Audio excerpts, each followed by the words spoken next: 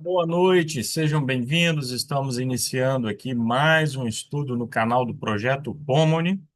Se você ainda não é inscrito, inscreva-se, curta, compartilhe para que essa mensagem chegue a mais pessoas.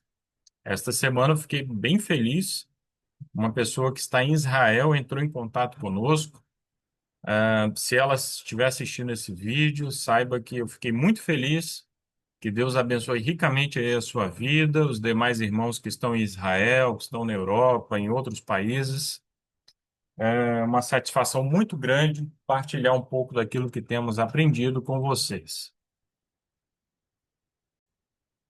Esse é o nosso penúltimo estudo. Vamos estudar duas lições, a 12 e a 13, do guia Vida no Campo. Se você ainda não tem esse material, esse PDF, pode entrar em contato conosco. Ah, Aqui na descrição do vídeo temos o nosso e-mail. Mande-nos o seu WhatsApp. Vamos te incluir em nosso grupo, Grupo Adventistas no Campo. É uma vasta rede, né, de irmãos que amam essa mensagem. Alguns já estão no campo, outros estão se preparando para ir para o campo, mas estamos unidos aí em torno desse propósito. E uma parte importante dessa preparação é justamente o estudo, né? Estar inteirado daquilo que a Bíblia, o Espírito de Profecia nos orientam sobre esse tema. Temos também um voto oficial da igreja, já tratamos disso aqui. Ah, então, sigam conosco. A primeira lição que vamos aqui recapitular, a lição 12, tem aí como título: Não leve a cidade para o campo.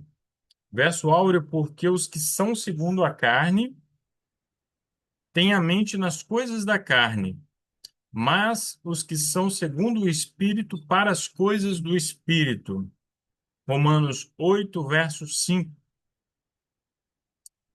Irmãos, é, a vida no campo, né, essa ida para o campo, pressupõe uma mudança profunda, né, de mentalidade, de cultura, de hábitos. E isso quem opera em nós é o Espírito Santo. O Espírito Santo que opera em nós o querer e o efetuar. Então não adianta ir para o campo e continuar com o coração na cidade. Essa foi a experiência dos israelitas quando deixaram o Egito. Já haviam saído fisicamente do Egito, mas o coração deles continuava no Egito. Eles continuavam desejando o Egito. E um dos pontos aí que mais os prendia ao Egito era a alimentação do Egito, né? Vejam que coisa, a tentação do apetite, né?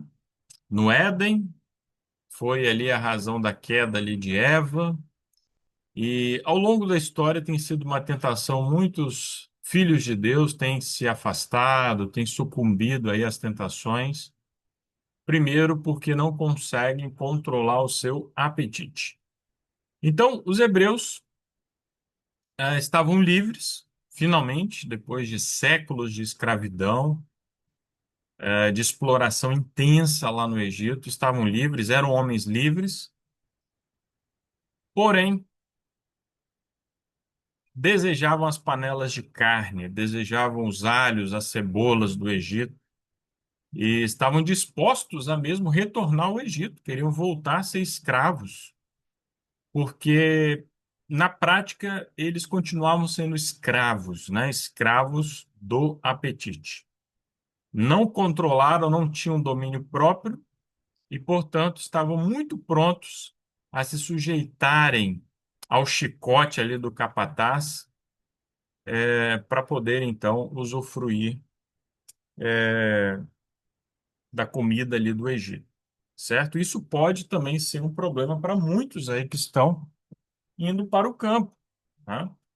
No campo você não vai ter lá o iFood, né? Fazer lá um pedido lá, é, e chegar lá um alimento condimentado, como muitos consomem, né? Alimentação carne, né? Uma comida intemperante ali. E pelo fato de as pessoas terem então que cozinhar, preparar o seu próprio alimento, Isso por si só já diminui a probabilidade de alimentação ser de má qualidade, né? Ser uma porcaria, né? Comem por aí, né? Esses lanches, essa comida toda aí que vem por meio dos aplicativos. É, e aí alguns podem sentir saudade, pode ser algo então literal, né? Desejar voltar para a cidade por causa da comida que é abundante na cidade e é uma comida ah, ruim, né? Que não nutre realmente. É uma comida que só vai satisfazer ali o apetite, mas faz mal ao templo do Espírito Santo. Mas também podemos pensar nas comodidades da vida urbana, né? E muitos querem levar isso para o campo, né? E aí passa a ser o foco, não produzir, não ter ali o seu próprio alimento no campo, mas ter todo o conforto do mundo, né? Ter uma casa ali suntuosa, veículos, né? De luxo e daí por diante. Então, é o típico pensamento de quem ainda não se libertou da cidade. Então, devemos levar a cidade para o campo. É a lição aqui que, que aprendemos, estamos aqui recapitulando. Se alguém quiser fazer um comentário, fique à vontade, tá bom? Então, como podemos nos precaver de todos esses problemas? Temos que passar mais rápido também, porque vamos recapitular aí duas lições, né? Vigiar e orar, né? Estar sempre em vigilância, estudando a palavra de Deus, né? Nos esforçando ali para ter uma vida ativa, uma vida comprometida com a missão, né? Existe a tentação também de trabalhar em excesso no campo, né? Alguns têm esse hábito na cidade, trabalham demais para ganhar dinheiro, e aí quando vão para o campo, trabalho no campo exige muito, né? A parte física, enfim, e algumas pessoas se tornam intemperantes também no trabalho. Temos um relato, não me esqueço, uma irmã que deixou esse testemunho lá no nosso grupo, do marido dela que trabalhava sem parar, o sujeito estava acabando com a própria saúde porque estava trabalhando em excesso. Então, é um problema sério, né? O trabalho físico, principalmente, né? O trabalho no campo, na sua medida correta, né? Com a devida temperança, é uma bênção, sabemos disso, não resta a menor dúvida. É o propósito de Deus, é o homem voltando ao plano original lá no Éden, né? De lavrar a terra, de produzir o seu alimento.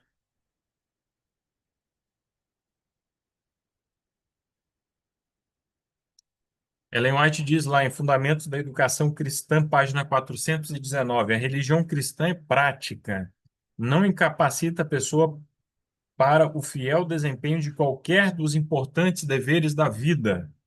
Aqui não é delineada uma religião inativa, e sim uma religião que requer o enérgico emprego de todas as faculdades mentais e físicas.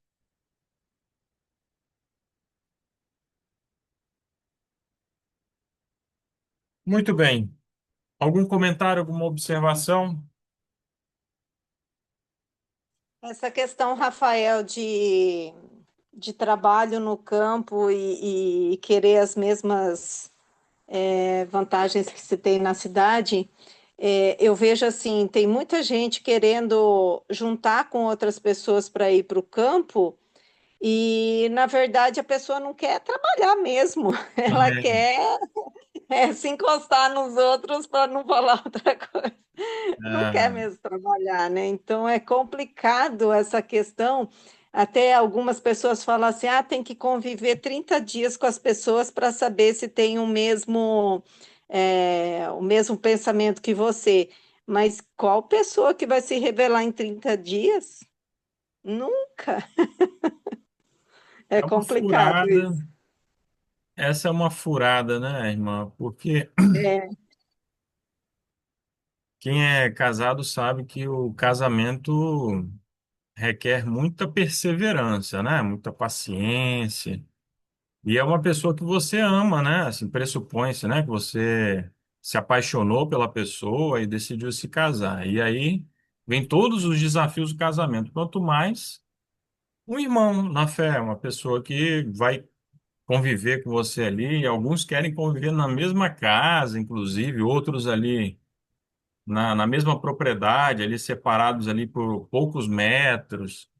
Então tem tudo para dar errado. Já falamos disso aqui em outras ocasiões, vamos continuar repetindo, né? Não cometa esse erro.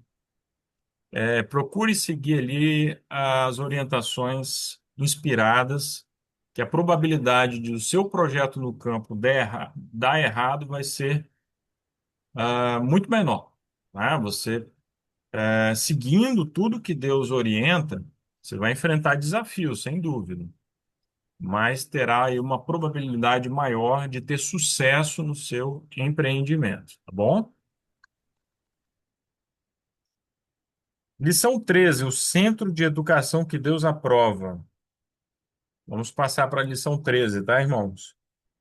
Porque este é o anunciado pelo profeta Isaías, dizendo: a voz de um clamando no deserto: preparai o caminho do Senhor, fazei planos seus caminhos. Mateus 3, verso 3, falando aqui de João Batista. João Batista, nós sabemos, foi o segundo Elias. E Deus tem um povo hoje para ser o seu terceiro Elias. Um povo reformador, né? Vivendo no contexto de apostasia, era assim lá no antigo Israel. Era esse o contexto na época ali de Jesus, né? Embora uma apostasia diferente, né? Não era idolatria ali como era na época de Elias, mas um povo preso a tradições, o povo que negou o Messias, né? Que perseguiu os profetas, etc. E um pouco antes da volta de Jesus não é diferente, a incredulidade predominando, né, no meio do povo, tanto no meio cristão como não cristão, o mundo vivendo essa incredulidade toda, uma frieza. E aí Deus nos chama para sermos reformadores, para levarmos ao mundo a última verdade presente, as três mensagens angélicas lá de Apocalipse 14. E precisamos ter uma vida semelhante à vida de João Batista, né? Uma vida no campo, uma vida retirada, uma vida sem luxo, com básico, né? Alimentação vegetariana, que era a alimentação de João Batista, né? Ele consumia alfarroba ali, mel silvestre, e um chamado ao arrependimento, era a tônica ali da mensagem de João Batista, né?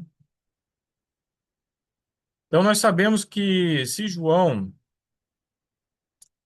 tivesse estudado lá na escola dos rabis, ele teria se contaminado, né, com as teorias ali, as tradições, e por isso o centro de educação dele, tal qual a escola dos profetas lá no antigo Israel, foi uma educação retirada em contato com a natureza.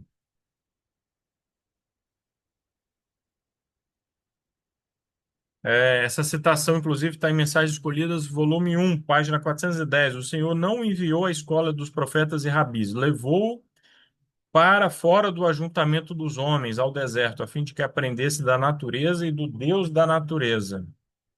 Deus não desejava que ele tivesse o molde dos sacerdotes e príncipes. Foi chamado para fazer uma obra especial.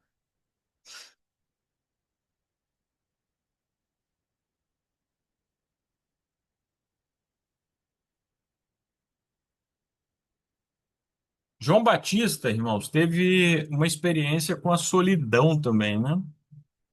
Às vezes no campus as pessoas se deparam um pouco com essa experiência aí da solidão. Sentem falta das multidões na cidade, mas o fato é que na cidade muitas vezes a pessoa está sozinha em meio à multidão, né? porque a vida na cidade é muito artificial. A verdade é essa, né?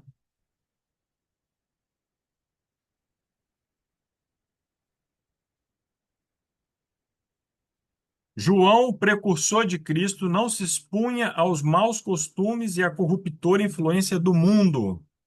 Temia o efeito que tivessem sobre sua consciência, que o pecado deixasse de lhe parecer tão pecaminoso.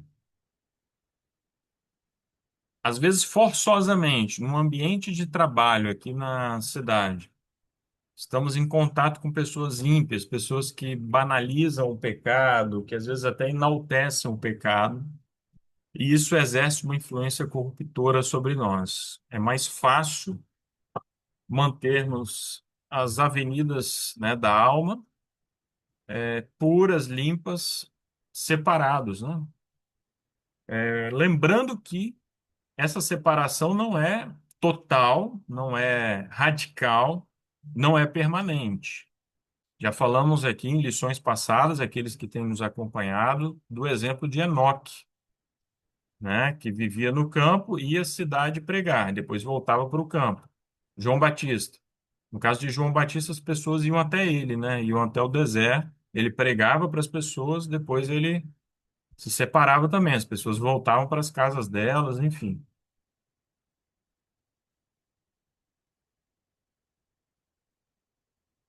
Algum comentário, alguma observação?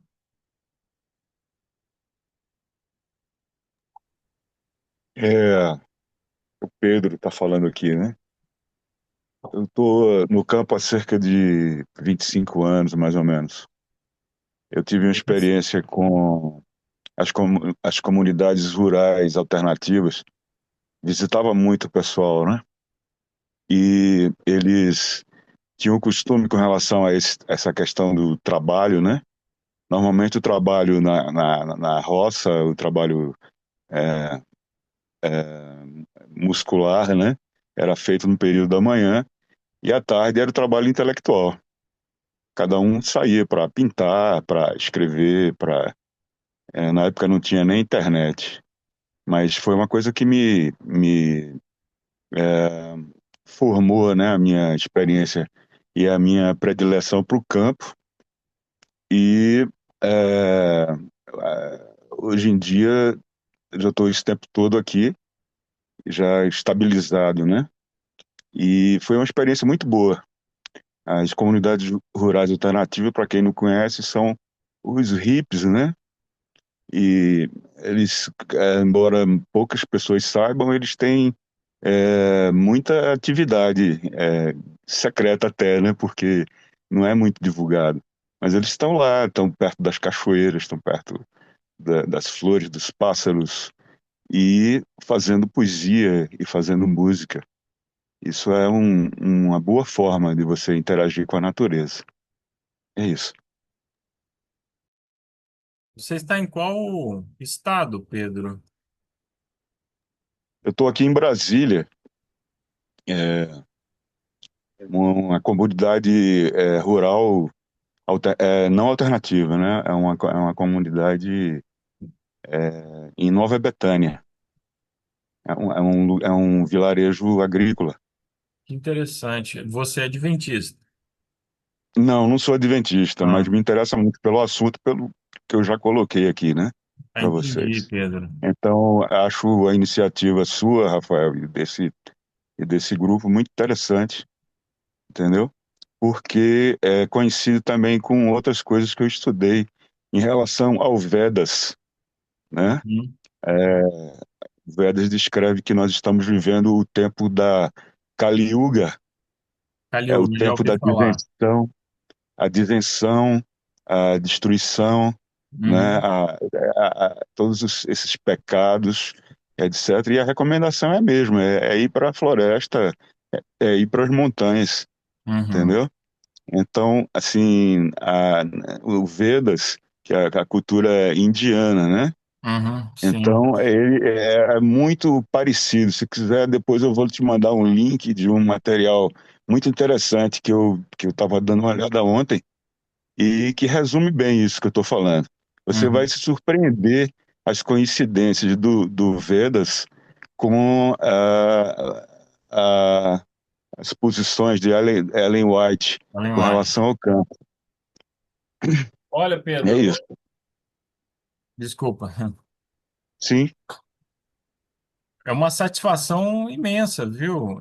Te conhecer, saber que você está lá nos acompanhando. Você está no nosso grupo, né? Do WhatsApp. tô sim, tô sim. Olha, Pedro, é uma alegria. Depois eu vou querer sim manter contato contigo no privado. E eu sempre lembro, né, quando as pessoas nos perguntam, que o nosso grupo é aberto, né? Pessoas de todas as religiões, mesmo quem não tem religião, mas se interessa pela vida no campo, né? Que queira dar suas contribuições. Dentro ali, né, dos objetivos do grupo, das regras do grupo, então todos são muito bem-vindos. É uma alegria, Ah, obrigado. tá? Uma satisfação imensa. Beleza. E a gente vai seguir mantendo contato e aprendendo também aí com vocês. Aham, legal. Eu não sei se você conhece a história aí de João Batista, né, que eu falei aqui. A gente aqui dá umas pinceladas, né? Não dá para a gente se aprofundar muito. É, Sim, sim, eu me considero um buscador, né? Uma uhum, pessoa que foi tocado pela força do Espírito Santo e que, assim, passou a pesquisar as coisas da sim, espiritualidade, né? De uma forma uhum, ampla, de uma forma, assim, de você pesquisar várias culturas, várias uhum, formas de manifestação espiritual e, assim, e encontrar muitas coincidências entre todas as religiões. uhum. Pois é, o João Batista, ele poderia ser considerado assim como alguém de um estilo alternativo, né, na época em que ele vivia. Sim, Ah, ia na contramão ali daquela sociedade, do que o Império Romano, né, porque a Judéia estava inserida no contexto romano. Ele vivia uma vida retirada, uma vida próxima ali dos essênios. Tem até essa discussão, alguns acreditam que ele pode ter sido um essênio. Não dá aqui para a gente tratar desses pormenores, uhum, mas uma personalidade fascinante, o João Batista, né? Alguém que preparou ali o caminho para Jesus e grandes pensadores, reformadores, né? Como você falou aí, até inclusive de diversas religiões, tinham esse contato com a natureza, né? uhum, É algo que eles têm em comum, né? Bem, é, muito bem. Caminhando aí para o final, o último trabalho, né? Qual é o último trabalho para o povo de Deus na Terra? E aí, meus irmãos?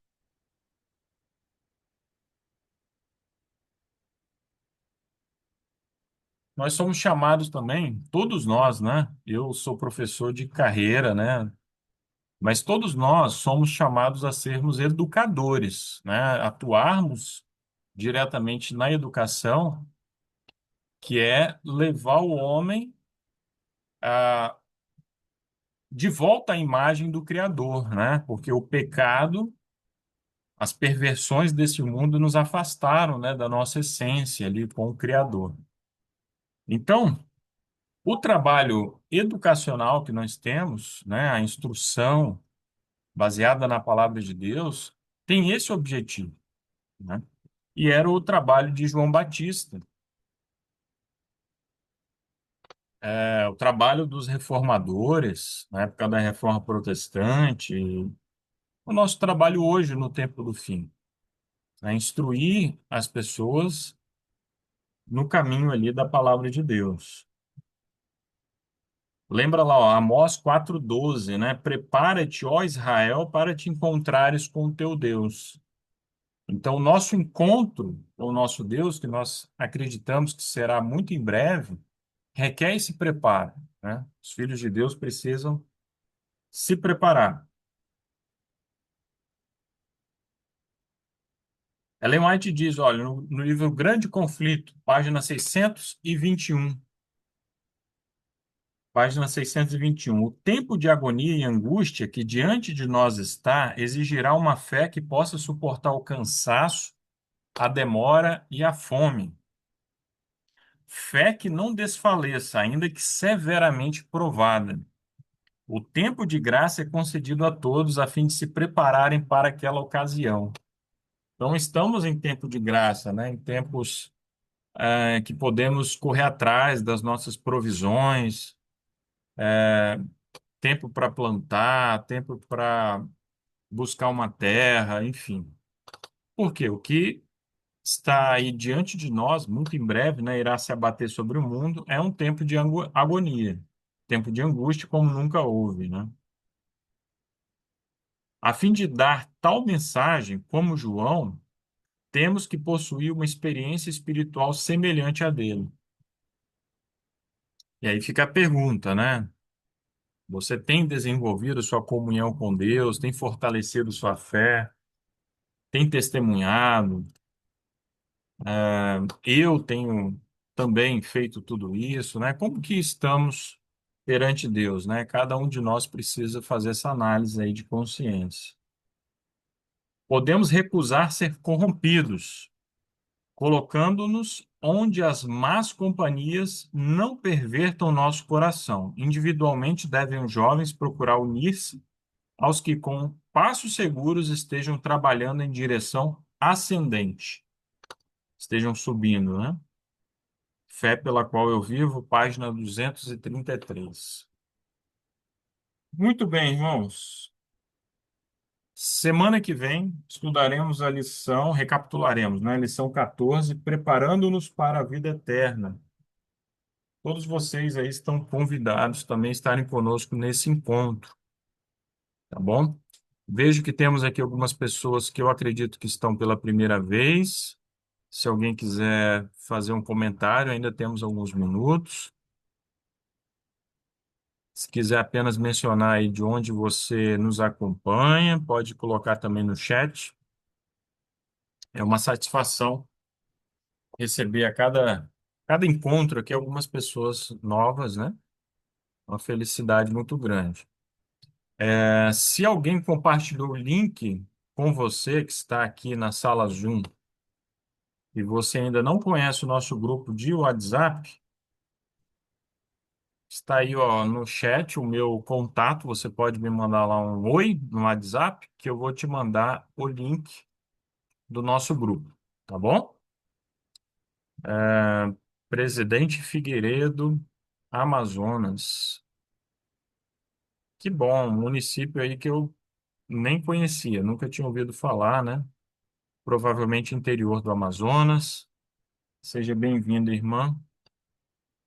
Temos aqui que eu sei, olha, Bahia, Amazonas, Distrito Federal.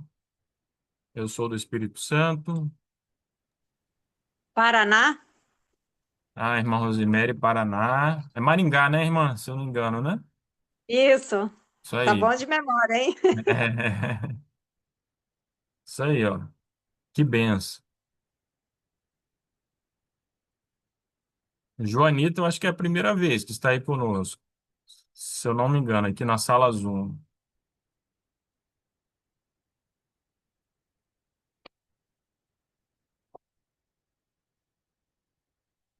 Muito bem. Então, mais ninguém? Se alguém quiser deixar aí um comentário final, temos aí no tempinho. Oi, eu, Opa, Joanita, sou de Curitiba. Curitiba. Mais uma aqui do Paraná. É, Feliz sábado. feliz sábado, irmã. Segunda cidade com a melhor qualidade de vida do Brasil. Só É perde, isso. só perde para Vitória, que é onde eu estou, viu? Ah, eu acho que É. Curitiba tá em primeiro. Brincadeira. Não. Saiu essa pesquisa aí recentemente. Ok. Mas olha, Bom, uma cidade muito agradável. Gostei muito de conhecer Curitiba. muito fria também. Hoje eu tô de pijama de frio. E aqui tá quente. Tive que ligar aqui o ventilador, Né? Se eu mas ligar o ventilador, eu passo muito frio. é, Curitiba está chovendo muito, que aqui hoje nós tivemos um chamado de alerta que Marciela tá ouvindo, né? Oi, tô ouvindo, boa noite. Eu levantei, mas já baixei, acho que já saiu do foco que eu queria falar. Era só a questão do João Batista mesmo. Uhum. Quando nós falamos sobre o preparo, né, para a vinda do Senhor, a gente fala muito na pregação do Evangelho, né, alguns cita a questão da alimentação, mas nós temos essa função agora de fortalecer a parte da vida no campo que em meio a todas essas, eu acredito que é a que faz mais diferença, né? É a que realmente vai mudar a mentalidade da gente.